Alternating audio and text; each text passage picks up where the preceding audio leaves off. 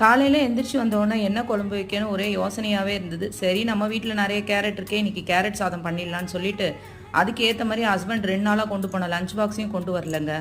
அதனால இன்றைக்கி ஒரு பாக்ஸுக்கு ஏற்ற மாதிரி லஞ்ச் பண்ணலான்னு சொல்லிட்டு தான் ஐடியா பண்ணி கேரட் சாதம் பண்ணிட்டேங்க. அதுக்கு ஒரு 2 ஸ்பூன் எண்ணெய் விட்டு 2 ஸ்பூன் வேர்க்கடலை, 1 ஸ்பூன் கடலைப்பருப்பு, 1/2 ஸ்பூன் உளுத்தம்பருப்பு, கொஞ்சமாக கடுகு சேர்த்துக்கோங்க. காஞ்ச மிளகா, பச்சை மிளகா கீரி போட்டுக்கோங்க. நல்லா இதெல்லாம் வறுபட்டதுக்கப்புறம் நம்ம ஏற்கனவே துருக்கி வச்சுருக்க கேரட் இது கூட சேர்த்துக்கோங்க. தேவையான அளவு கருவேப்பிலை சேர்த்துக்கோங்க. கொஞ்சம் உப்பு போட்டுக்கோங்க. அதுக்கப்புறம் கொஞ்சம் 1/2 ஸ்பூன் மஞ்சத்தூள் போட்டுக்கோங்க. நல்லா எல்லாத்தையும் கலந்து விட்டு மூடி வச்சுருங்க. ஒரு 5லேருந்து 7 நிமிஷத்துக்குள்ளே கேரட் நல்லா வெந்து வந்துடும். அதுக்கப்புறம் சாதம் எடுத்து அது கூட சேர்த்துக்கோங்க. நல்லா கலந்து விட்டதுக்கப்புறம் மேலே கொத்தமல்லி தூவி இறக்குனீங்கன்னா சூப்பரான கேரட் சாதம் ரெடிங்க. இன்றைக்கி இது சைட் டிஷ்ஷுக்கு வந்து சின்னவனுக்கு வந்து முட்டை ஃப்ரை பண்ணியிருந்தேன். ஹஸ்பண்டுக்கும் பெரியவனுக்கும் முட்டை ஃப்ரையும் கருவாடு தொக்கும் செஞ்சுருந்தேங்க. தேங்க்யூ.